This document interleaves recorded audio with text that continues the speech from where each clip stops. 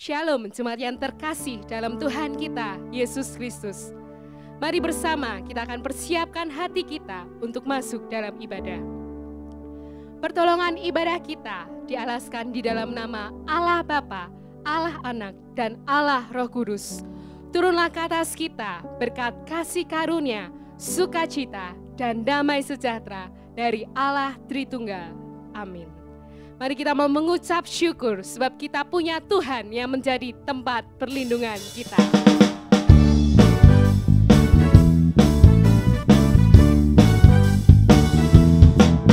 Di badai topan dunia, Tuhanlah perlindunganku. Kendati goncang semesta, Tuhanlah perlindunganmu. Baik siang maupun malam gelap, Tuhanlah perlindunganmu. Niscaya takut pun lenyap, Tuhanlah perlindunganmu. Ya Yesus gunung batu di dunia, di dunia, di dunia. Ya Yesus gunung batu di dunia, tempat berlindung yang teduh. Dan biar badai menyerang, percayalah Tuhan perlindungan kita. Dan biar badai menyerang, Tuhanlah perlindunganmu.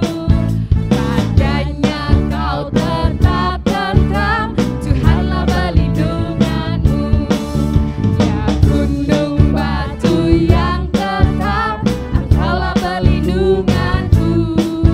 Di tiap waktu dan tempat, Engkaulah perlindunganku.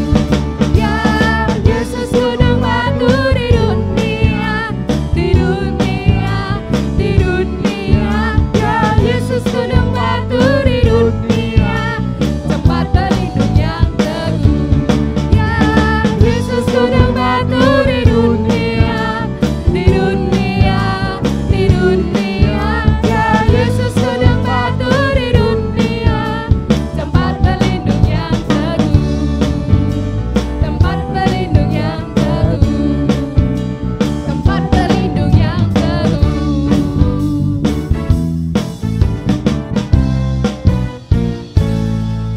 Amin. Ya Tuhan, terima kasih buat kebaikan yang Tuhan berikan buat setiap kami. Kami merasakan bahwa penyertaan dan pemeliharaan-Mu tak pernah berkesudahan dalam hidup kami. Sebab itu ya Tuhan, kami mau menaikkan puji-pujian kami, menaikkan rasa syukur kami. Sebab hanya Engkaulah Tuhan di dalam hidup kami. Terima kasih Tuhan Yesus. Di dalam nama Tuhan Yesus, kami semua sudah berdoa. Amin. Tetaplah percaya walau apapun yang sedang terjadi saat ini. Sebab Dialah Tuhan yang mengasihi kita.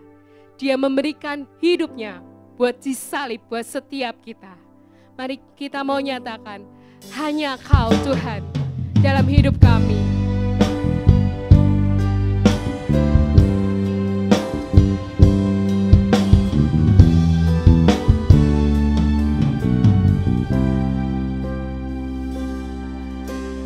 Hanya Kau Tuhan di hidupku.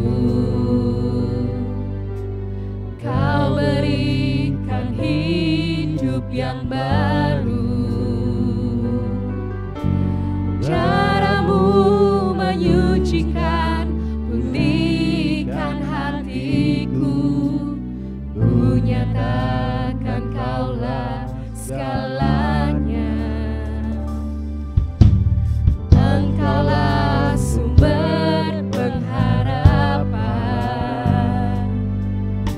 Kuasa-Mu sanggup menyembuhkan.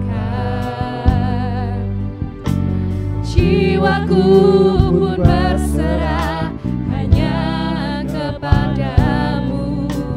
Yesus, Kaulah segalanya. Karena salib-Mu ku hidup. Karena salib-Mu ku menang.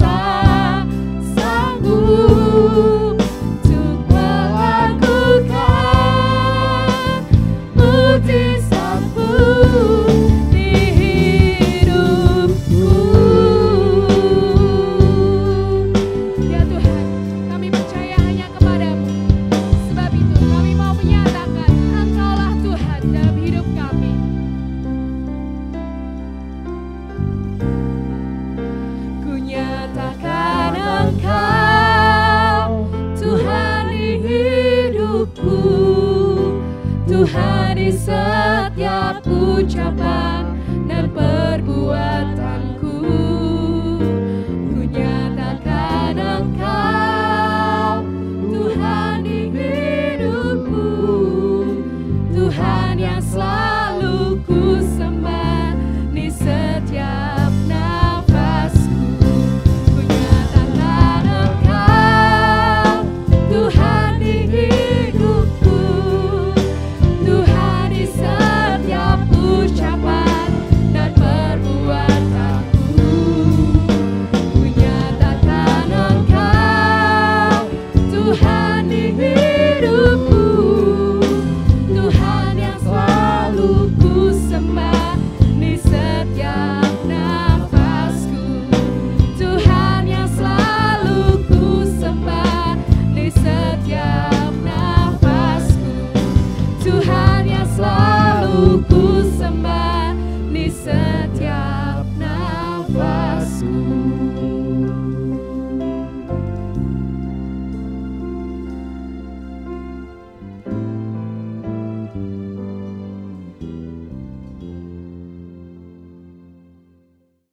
Shalom jemaat kasih Tuhan, dimanapun kita berada kita bersyukur. Kita masuk bulan yang baru, bulan Juli, dan hari ini hari yang ke-187 di tahun ini. Luar biasa, kita sudah melewati hampir setengah tahun, saudaraku.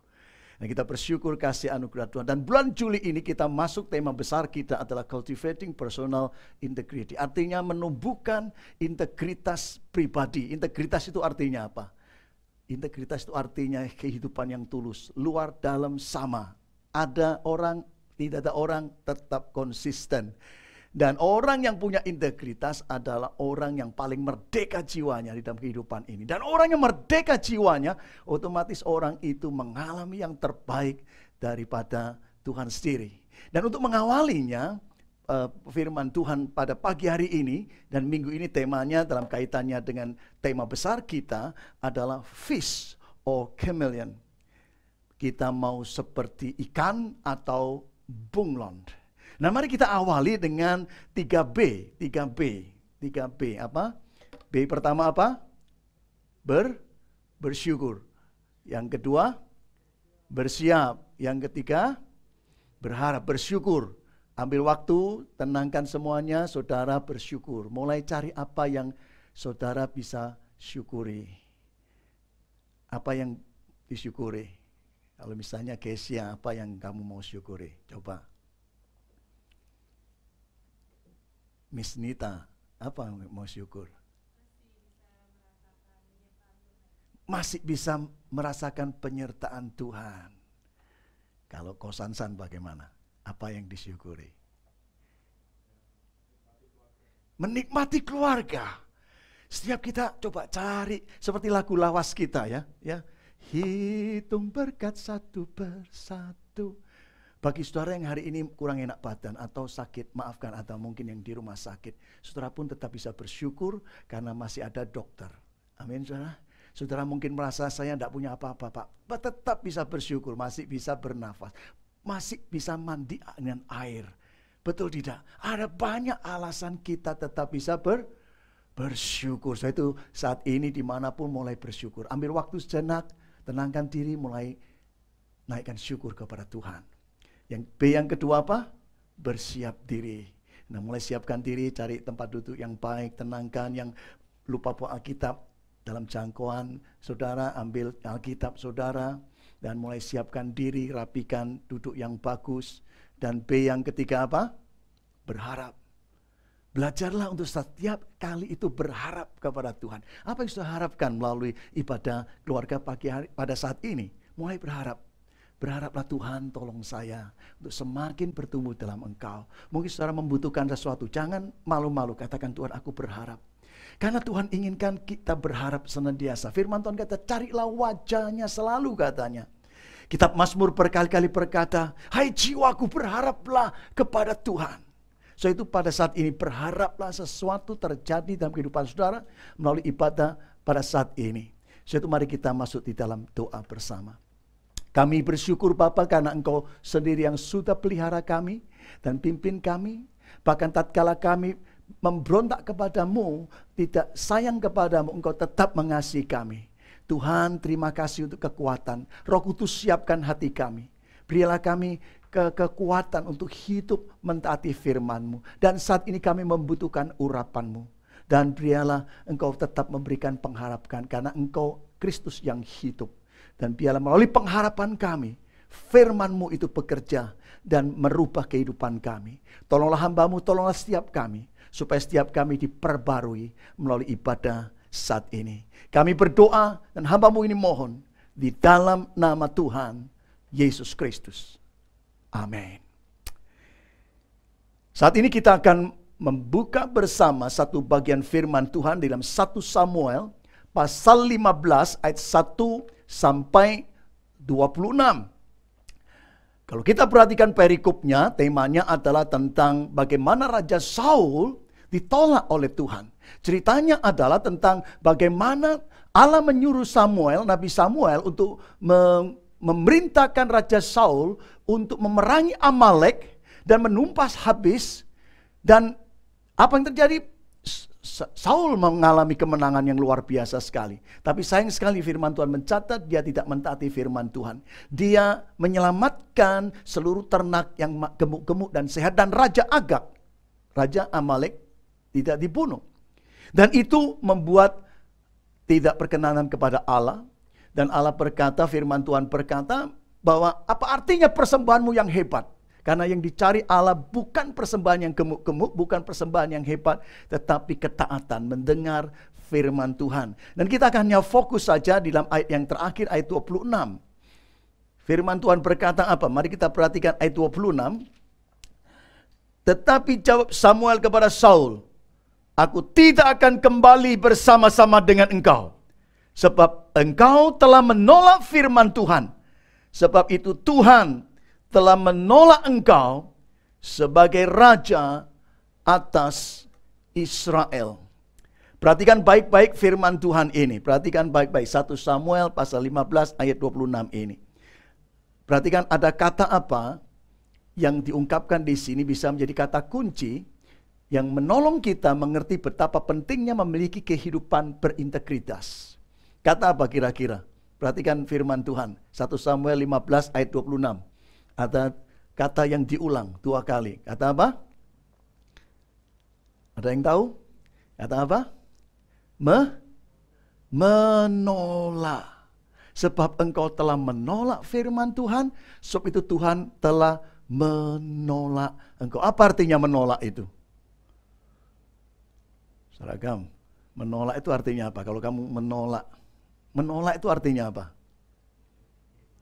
Tidak terima, ya, tidak menerima. Mengapa saudara tidak menerima? Mengapa saya tidak menerima?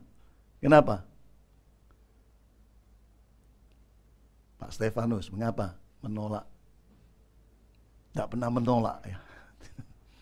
Menolak, tidak menerima. Menolak itu berarti tidak sesuai keinginan, maka kita tidak menerimanya. Betul tidak ya? Alasan menolak itu tidak sesuai. Menolak itu berarti karena tidak sesuai dengan keinginan kita, maka kita menolak. Walaupun mungkin menurut orang lain itu baik. Perhatikan di sini.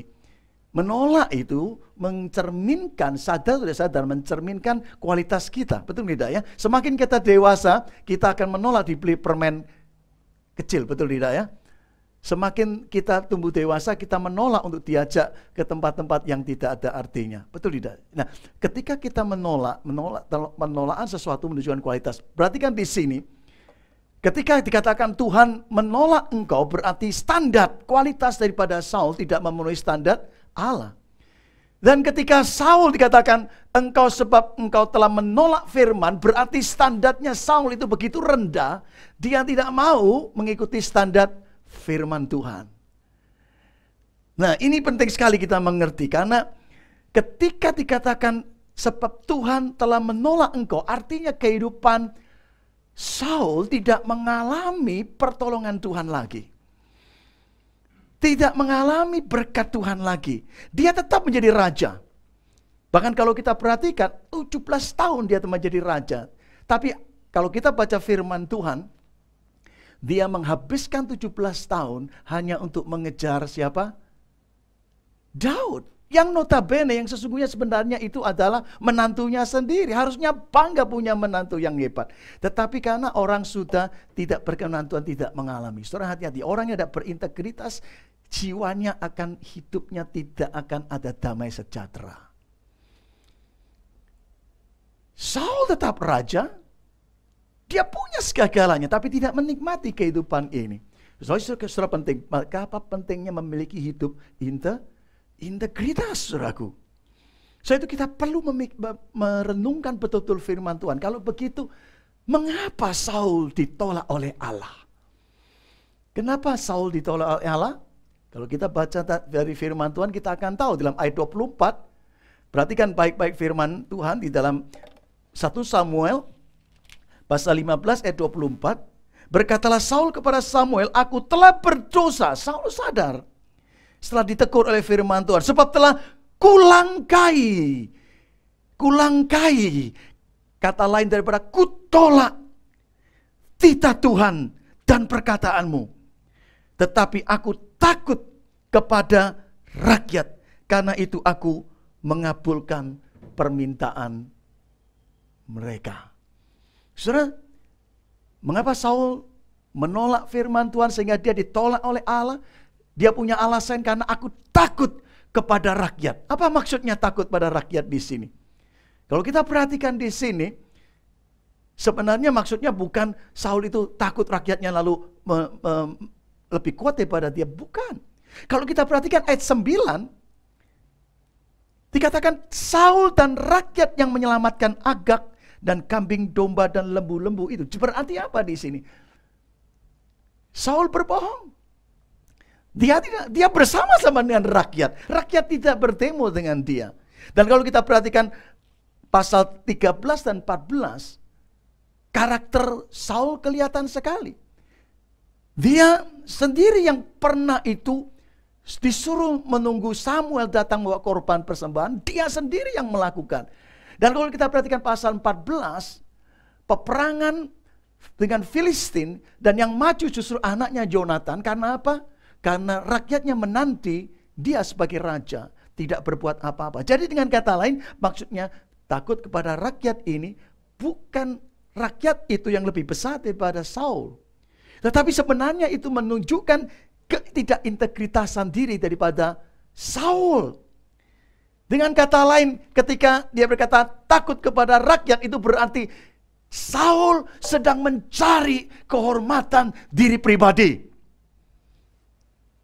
Oleh karena dia ingin dipandang hebat, dia ingin melebihi orang lain, dia mencari kehormatan diri pribadi. Ciri-ciri orang mencari kehormatan pribadi itu antara lain, salah satunya adalah sombong. Dia sombong, dia merasa sudah hebat karena dia menang. Kalau kita perhatikan, wah, orang Amalek itu yang paling hebat sekali, orang yang pasukan yang paling kejam. Amalek adalah suku yang hebat sekali sejak dalam kitab Kejadian dan menjadi musuh bangsa Israel. Mereka tinggal di daerah Gunung Sinai dan orang-orangnya keras sekali. Dan Alkitab katakan mereka kejam sekali, ditakuti oleh bangsa-bangsa. Oleh karena kalau mereka berperang itu, mereka membantai musuhnya dengan dahsyat sekali. Yang hamil perutnya dibelah dan bayi-bayi dibunuh. Mengerikan sekali. Dan Saul merasa dirinya hebat. Dia muncul kesombongan dan mencari kepentingan diri sendiri. Orang yang mencari kehormatan diri, cirinya juga antara lain, dia mulai memberontak. Melangkai firman Tuhan. Kalau orang sudah mencari kepentingan diri sendiri, orang berani. Dia akan merasa dirinya hebat, dia mulai berani memberontak. Dia berani menolak pendapat orang lain. Salah satunya lagi, ciri daripada orang mencari kehormatan pribadi adalah dia mulai lancang. Dia mulai lancang. Lancang itu artinya tidak sabar. Tidak sabar lagi. Dia ingin berbuat sesuatu supaya dirinya mendapatkan penghargaan atau dipandang hebat. Salah satu ciri lagi orang yang mencari kehormatan pribadi adalah dia senantiasa mencari pembenaran diri. Dalam kasus Saul, rakyat yang disalahkan. Aku takut kepada rakyat, katanya demikian, saudara. Dan kalau orang itu sudah mulai mencari penghormatan diri, maka dia akan menjadi bunglon. Bunglon itu binatang apa yang tahu? Pernah lihat bunglon? Siapa pernah lihat? Yoyada pernah lihat bunglon? Anda pernah lihat bunglon? Ya. Bunglon di sini adalah binatang yang bisa merubah warna tubuhnya dimanapun dia berada. Kalau saudara baca Kamus Besar Bahasa Indonesia, ada arti kiasan, bukan bunglon, pengertian bunglon bukan menunjuk kepada jenis binatang, tapi arti kiasannya adalah memihak, orang yang memihak ke sana, ke sini, asal menguntungkan dirinya. Jadi kalau saudara dan saya itu memihak seperti ke Kesia, saya pihak Kesia, lalu ke Vito, lalu ke Pak Sansan, demi keuntungan saya tidak peduli siapa salah benar, pokoknya menguntungkan saya. Saya secara arti kiasan berarti saya menjadi pribadi yang bunglon, hanya mencari kehormatan diri sendiri. Dan Alkitab katakan orang yang mencari kepentingan diri sendiri, orang yang punya watak bunglon, itu orang yang akan membuat kekacauan. Yakobus 3 ayat 16, perhatikan firman Tuhan. Yakobus 3 ayat 16, saya akan bacakan bagi saudara. Yakobus 3 ayat 16. Sebab di mana ada iri hati dan mementingkan diri sendiri, di situ ada kekacauan dan segala macam perbuatan jahat. Orang yang bersifat bunglon, yang tidak ada integritas, maka dia akan melakukan sesuatu kejahatan atas nama kebaikan. Perhatikan Saul di sini. Dia melakukan kejahatan tapi atas nama kebaikan. Aku memberikan persembahan. Dia melangkai firman Tuhan, tapi atas nama kebaikan. Aku memberi persembahan yang baik. Dan itu tidak berkenan kepada Tuhan, saudaraku. Sebab itu kalau kita perhatikan di dalam pasal 15 dari Samuel dilanjutkan dengan Allah meminta Samuel untuk mencari seseorang penggantinya. Yaitu siapa yang tahu? Siapa pengganti Saul yang disiapkan? Daud sendiri kalau kita perhatikan. Daud sangat kontras sekali.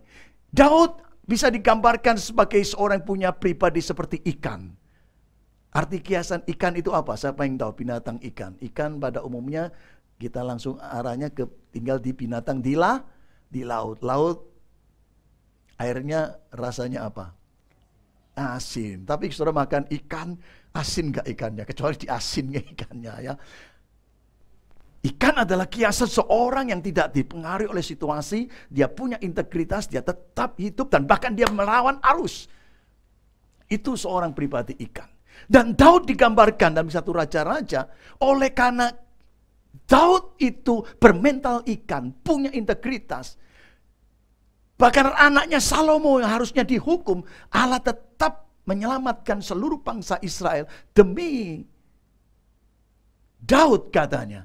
Dan satu raja-raja pasal 11 ayat 34 berkata, oleh karena Daud dia mentaati firman Tuhan totalitas. Artinya tidak peduli dengan apapun juga.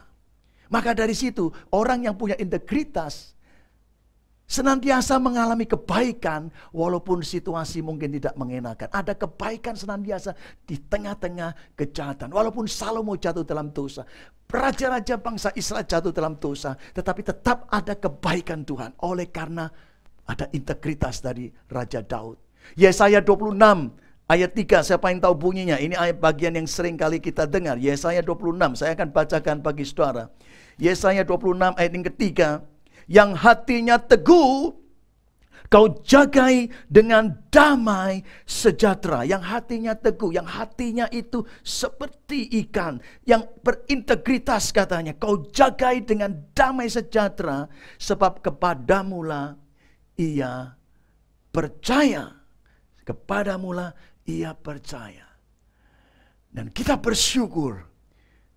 Di dalam Kristus firman Tuhan katakan, kita bisa diubah dari pribadi yang seperti bunglon. Karena keberdosaan kita akan bisa menjadi seorang pribadi yang punya mentalitas ikan. Saudaraku, di dalam Kristus kita bisa diubahkan. Siapapun juga, saudara pun juga. Saudara itu jangan kecil hati. Maafkan, kalau saudara punya istri, punya suami, punya siapapun juga, teman, anak, dan sebagainya, saudara terus menghina, jangan. Kita percaya di dalam Kristus masih ada pengharapan dan tentu ada kepastian orang itu bisa berubah. Amin. Saudara harus percaya itu. Bahkan dengan diri sendiri, jangan meremehkan diri. Kristus bisa mengubah hidup saudara. 1 Timotius pasal 1. Mari tengok bersama-sama saya. 1 Timotius pasal yang pertama. Mulai ayat yang ke-12, perhatikan firman Tuhan. Rasul Paulus berkata, aku bersyukur kepada Dia yang menguatkan aku, yaitu Kristus Yesus, Tuhan kita. Karena Ia menganggap aku setia dan mempercayakan pelayanan ini kepadaku. Aku yang tadinya seorang penghujat, seorang penganiaya, seorang ganas, tetapi aku telah dikasihaninya. Karena semuanya itu telah kulakukan tanpa pengetahuan, yaitu di luar iman. Malah kasih karunia Tuhan kita itu telah dikaruniakan dengan limpahnya kepadaku dengan iman dan kasih dalam Kristus Yesus. Perkataan ini benar dan patut diterima sepenuhnya. Kristus Yesus datang ke dunia untuk menyelamatkan orang berdosa. Dan di antara mereka akulah yang paling berdosa. Tetapi justru karena itu aku dikasihani, agar dalam diriku ini sebagai orang yang paling berdosa, Yesus Kristus menunjukkan seluruh kesabarannya. Dengan demikian aku menjadi contoh bagi mereka yang kemudian percaya kepadanya dan mendapat hidup yang kekal. Hormat dan kemuliaan sampai selama-lamanya bagi Raja segala zaman, Allah yang kekal, yang tak nampak, yang esa. Amin, saudaraku. Ada perubahan di dalam Kristus. Masih ada perubahan. Efesus pasal 2 ayat 3 dan 10. Kalau kita perhatikan, catat baik-baik firman Tuhan ini. Saya tidak akan baca semuanya. Perhatikan Efesus pasal 2 ayat yang ketiga mulai. Sebenarnya dahulu kami semua, termasuk kita, terhitung di antara mereka ketika kita hidup di dalam hawa nafsu daging dan menuruti kehendak daging dan pikiran kami yang jahat. Pada dasarnya kami adalah orang yang harus dimurkai sama seperti mereka yang lain. Tetapi Allah yang kaya dengan rahmat, oleh karena kasih-Nya yang besar yang dilimpahkannya kepada kita, telah menghidupkan kita kembali bersama-sama dengan Kristus. Diubahkan oleh kasih karunia, kita diselamatkan, ayat yang ke-8.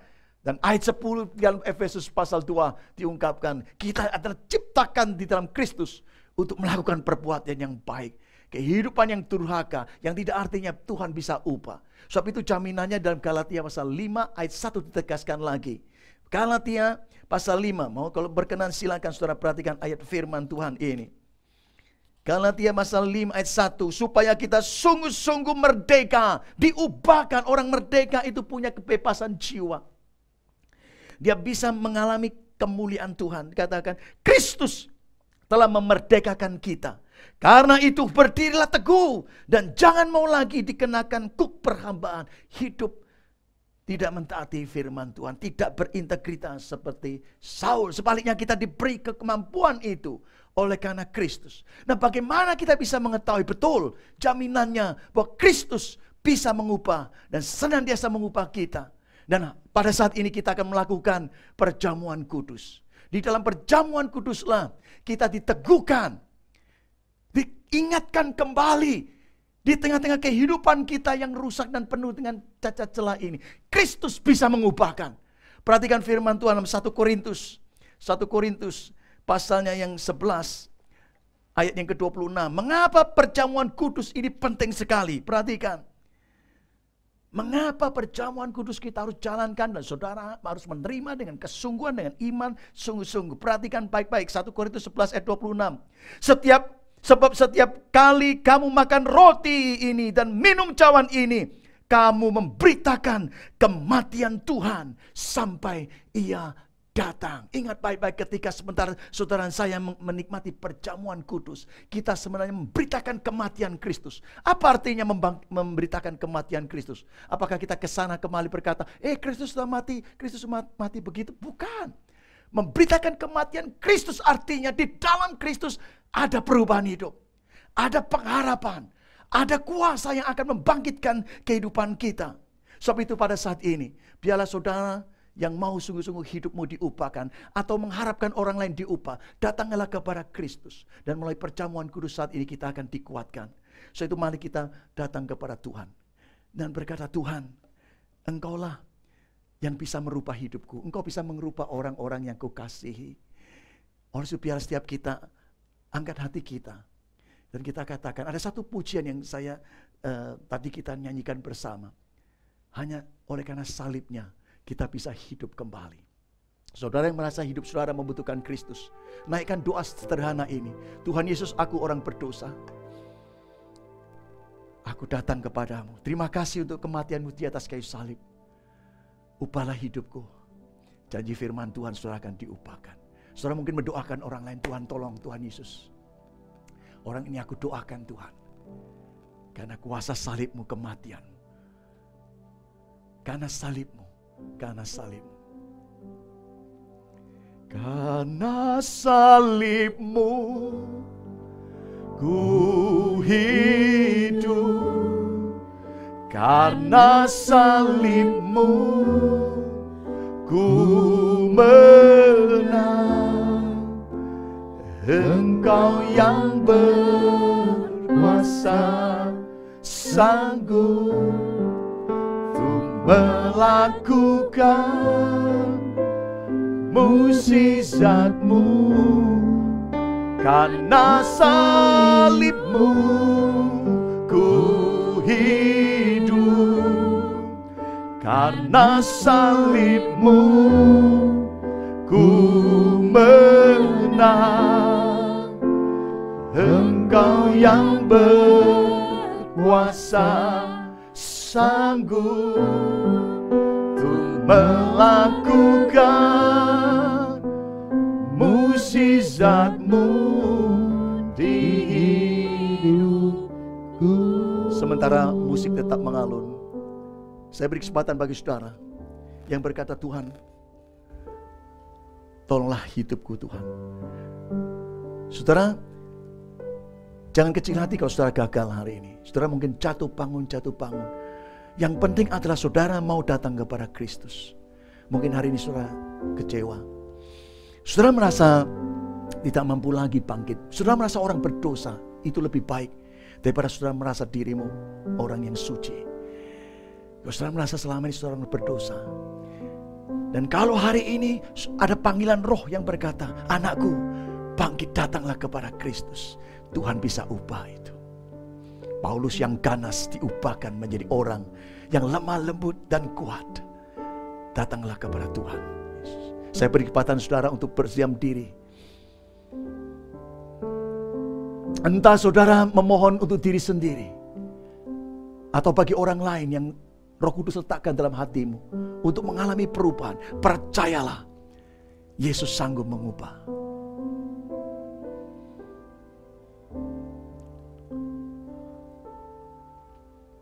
Bapa di surga, kami bersyukur karena Engkau senantiasa mengasihi kami orang berdosa ini. Dan di dalam Kristus, Engkau sanggup merubah kami menjadi ciptaan yang baru. Terima kasih Bapa di surga.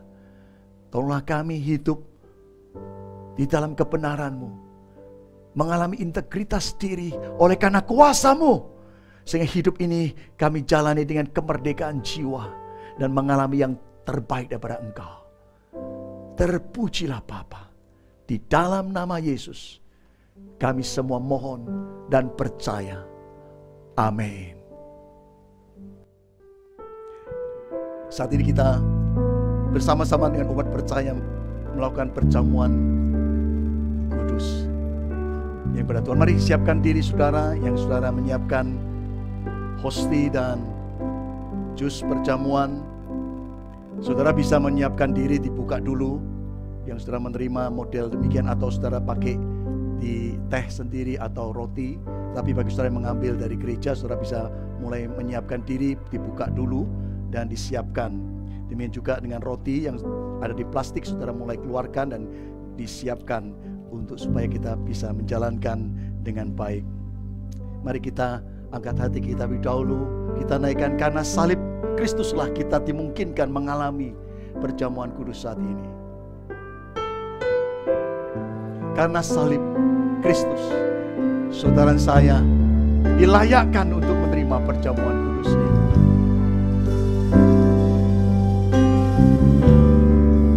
Karena salib-Mu ku hidup. Karena salib-Mu ku menang. Engkau yang berkuasa, sanggup untuk melakukan mukjizat-Mu.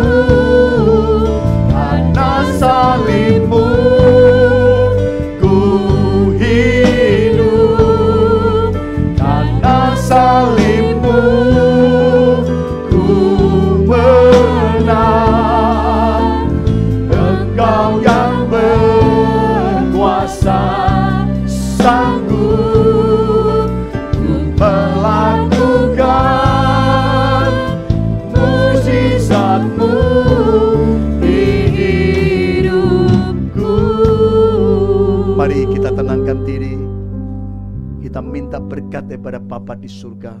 Bapa di surga, tentukanlah jiwa kami, dan biarlah Kristus oleh karena firman-Mu ubahlah hidup kami, dan Roh Kudus oleh karena kuasa-Mu celikkan kami untuk merasakan kehadiran Kristus, dan disembuhkan, dipulihkan kembali melalui perjamuan kudus. Dan biarlah kemuliaan-Mu nyata dalam hidup ini, sehingga hidup ini kami pakai untuk mempermuliakan nama-Mu. Terpujilah Bapa. Kami bersyukur, kami menyerahkan semuanya ini di dalam nama Tuhan Yesus Kristus yang hidup. Amin. Firman Tuhan memberitahu pada kita tatkala Kristus sebelum naik ke atas kayu salib untuk mati menebus setiap saudara saya dan setiap kita, mengadakan perjamuan Paskah dengan para muridnya, dan Kristus mengangkat roti yang hendak mereka makan, mengucapkan berkat dan memecah-mecahkannya sambil berkata, inilah tubuhku yang dipecah-pecahkan bagi kamu. Makanlah menjadi peringatan akan daku.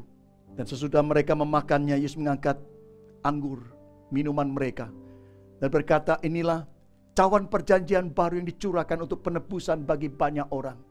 Minumlah menjadi peringatan akan daku. Mari setiap saudara yang mengakui tubuh dan darah Kristus, dan saudara mau percaya pada Kristus dan hidup dalam Kristus, baiklah saudara mengambil bagian saat ini. Saya ajak setiap kita menyiapkan roti perjamuan Tuhan. Saudara bisa berdiri, saudara bisa tetap duduk. Yang penting hatimu menyiapkan diri. Berdoalah, Tuhan, ubahlah hidupku sekali lagi oleh kuasa-Mu. Yesus berkata, inilah tubuhku yang pecah-pecahkan bagi kamu. Makanlah menjadi peringatan akan daku. Mari dengan penuh iman dan syukur kita menerimanya.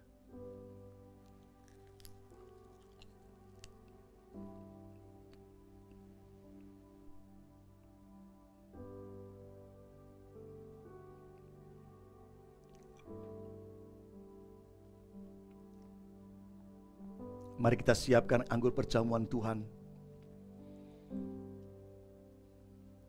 Dan biar sudah menantangkan diri, katakan, Tuhan Yesus, tolonglah saya untuk mampu melakukan apa yang menjadi kehendak-Mu, kebenaran firman-Mu, mampukanlah aku, ya Tuhan.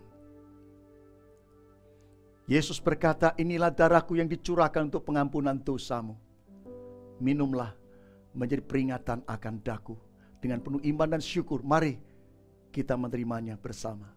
Silakan.